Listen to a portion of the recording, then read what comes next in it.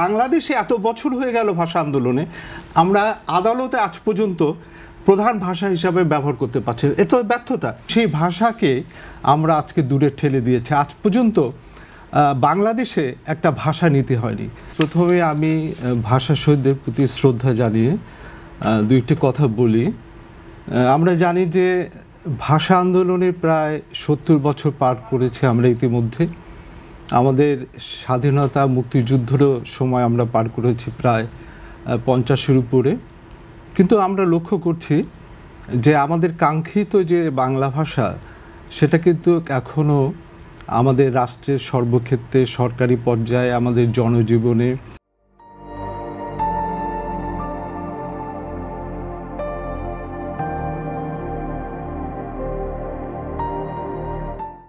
আমাদের শিক্ষা ব্যবস্থা, আমাদের কম্পিউটারে থেকে শুরু করে অনেক ক্ষেত্রেই আমাদের কাঙ্ক্ষিত আশা নির্ভর অবস্থায় আমরা নিয়ে যেতে পারিনি। আমরা লক্ষ্য করছি যে আমরা হয়তো প্রথাগতভাবে এই যে ২১শে ফেব্রুয়ারির সময় আমরা শহীদ মিনারে গিয়ে ফুল দিই, আনুষ্ঠানিকতা করি, এই বছরে একটি দিন। তারপর আমরা বাংলা ভাষাকে অনেক ক্ষেত্রে আমাদের দায়িত্বের দিক থেকে ভুলে যাই।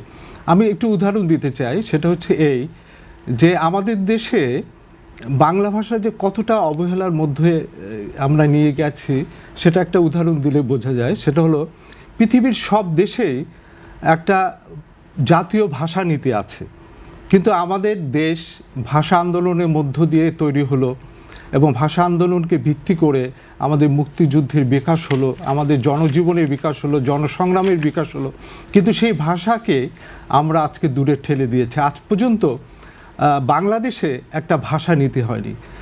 পৃথিবীর সব দেশে ভাষা নীতি আছে, চীনে বলুন, জাপানে বলুন, ভারতে বলুন, এবং আমরা আজ পর্যন্ত একটা ভাষা জরিপ পর্যন্ত করতে পারিনি।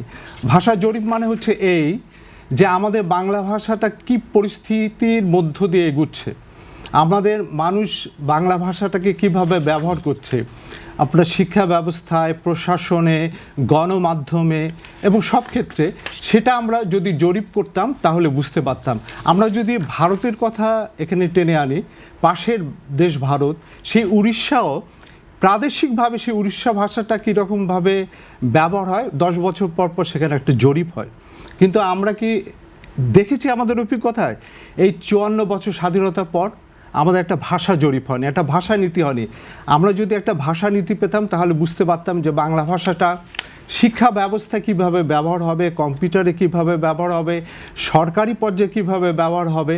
কিন্তু আমরা দেখছি যে আমাদের এখানে অনেক জাতীয় নীতি আছে, যেমন কৃষি নীতি আছে, আপনার যুব নীতি আছে, আপনার হচ্ছে মহিলা নীতি আছে, কিন্তু আমাদের একটা ভাষা নীতি নেই। এটা খুব দুঃখজনক। ভাষা জরিপ মানে হচ্ছে যে ওই ভাষার যে সম্ভাবনাটা এখন কোন পর্যায়ে, কোন জায়গায় বাধাপ্রাপ্ত হচ্ছে তার বিকাশের ক্ষেত্রে, এগুলো সামগ্রিকভাবে সব কিছু আসবে একটা জরিপের মধ্য দিয়ে। এবং তাহলে আমরা বুঝতে পারবো, যেমন আজকে সরকারি পর্যায়ে আমি একটা উদাহরণ দিই। আমরা অনেকগুলো সরকার এসছে ৭২ সালের পর থেকে, কিন্তু আমি আমার ব্যক্তিগত দৃষ্টিভঙ্গি থেকে আমরা ৯০-এর স্বৈরাচার বিরোধী আন্দোলন করেছি এবং এরশাদের বিরুদ্ধে আমরা আন্দোলন করেছি। কিন্তু আমি সবচেয়েতে এরশাদকে বাংলা ভাষা রাষ্ট্রীয় পর্যায়ে, সরকারি পর্যায়ে সম্পূর্ণভাবে বাস্তবায়ন করার ক্ষেত্রে উল্লেখযোগ্য ভূমিকা পালন করেছেন বলে আমার কাছে মনে হয়। সেটা কি, যে তিনি একটি আইন করেছিলেন, আপনারা হয়তো জানেন, যে বাংলা ভাষায় সমস্ত নোট লিখতে হবে এবং যে কর্মকর্তা কর্মচারী বাংলা ভাষায় নোট লিখবে না, বাংলা ভাষা ব্যবহারের ক্ষেত্রে অনুৎসাহী হবে এবং পিছিয়ে থাকবে, তার গোপনীয় রিপোর্টে তার বিরুদ্ধে নোট করা হবে, তার চাকরির ক্ষেত্রে ইনক্রিমেন্ট আটকানো হবে। সেই জায়গাটি ব্যর্থ করার পরবর্তী যে সরকারগুলো আসলো, সেই ক্লোজটাকে, সেই ধারাটাকে আস্তে আস্তে তুলে ফেলা হলো। এবং আমি মনে করি যে বাংলা ভাষাকে একটা নদীর মতো ভাববো না আমরা, যে অনেকে ভাবে যে নদীর মতো ছেড়ে দিতে হবে, কিন্তু পৃথিবীর কোথাও আজকে ভাষাকে সরকারি পর্যায় থেকে লালন করা হয়, নিয়ন্ত্রণ করা হয়, সহযোগিতা করা। আমি একটা উদাহরণ দিই, যদি ফ্রান্সের কথা বলি, ফ্রান্সের হচ্ছে ফরাসি ভাষা, সেখানে খুবই নিয়ন্ত্রণ করা হয়। সেটা কি, কোনো সাইনবোর্ডে যদি বিদেশি ভাষা লেখা হয় তাহলে পুলিশ পর্যন্ত সেই সংস্থাকে ফাইন করে, সেই ব্যক্তিকে ধরে নিয়ে যায়, অ্যাকশনে যায়। তার মানেটা হচ্ছে এই যে ভাষাটাকে আমরা যদি ব্রহ্মপুত্র নদীর মতো ছেড়ে দেই, তাহলে ও ভেঙ্গে চুরে একদিকে অনেক বাড়ি ঘর পেতে মরেও যেতে পারে। আমি সেই উদাহরণটা এটা অনেকে দেয়, আমি এটার বিরুদ্ধে। ভাষাও একটা হচ্ছে আধুনিক যুগে রাষ্ট্র কিভাবে গ্রহণ করবে, রাষ্ট্র কিভাবে বিকাশ করবে, রাষ্ট্র কিভাবে সুরক্ষিত করবে, সমর্থন করবে, সেটা আমরা ফ্রান্স থেকে আমরা জানি। আপনার জাপানের কথা বলেন, জাপানে এটা ঘটনা আছে। এমনকি পাশের দেশ নেপালও আপনার ভাষার ক্ষেত্রে সেখানে হচ্ছে যে আইন আদালতের ক্ষেত্রে ওখানে সিদ্ধান্ত হয়েছে সমস্ত আইন আদালতে তাদের নেপালি ভাষা ব্যবহার করতে হবে প্রথমত। কিন্তু বাংলাদেশে এত বছর হয়ে গেল ভাষা আন্দোলনে, আমরা আদালতে আজ পর্যন্ত প্রধান ভাষা হিসাবে ব্যবহার করতে পারছে। এটা ব্যর্থতা। এটা হচ্ছে রাজনৈতিক অঙ্গীকার এবং রাষ্ট্রে যারা আসে, যারা সরকারে আসে, তাদের অঙ্গীকার এবং সদিচ্ছার অভাব। আমরা যদি একটা উদাহরণ দিয়ে থাকি, এখানে আরও অনেক কথা বলা যায়।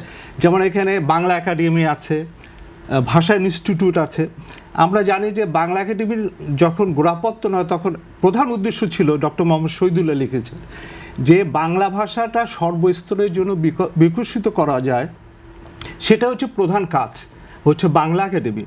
অথচ আপনারা কি বলতে পারবেন যে বাংলা একাডেমি আজ পর্যন্ত এমন কোনো সুপারিশ করেছে সরকারের কাছে যে বাংলা ভাষাটা এইভাবে ব্যবহার করলে এটা জনগণের দিক থেকে দাবি পূরণ হবে, বা সরকারি পর্যায়ে এটাকে আরো উজ্জ্বল দেদীপ্যমান হবে, ভাষাটাকে সুরক্ষিত রাখা যাবে? হ্যাঁ, এটা কি করা হয়েছে? করা হয়নি। সেখানে বাংলা একাডেমি কি প্রথাগতভাবে কিছু সরকারি প্রোগ্রাম করা হয়, আনুষ্ঠানিকতা করা হয়, বইমেলা করা হয়।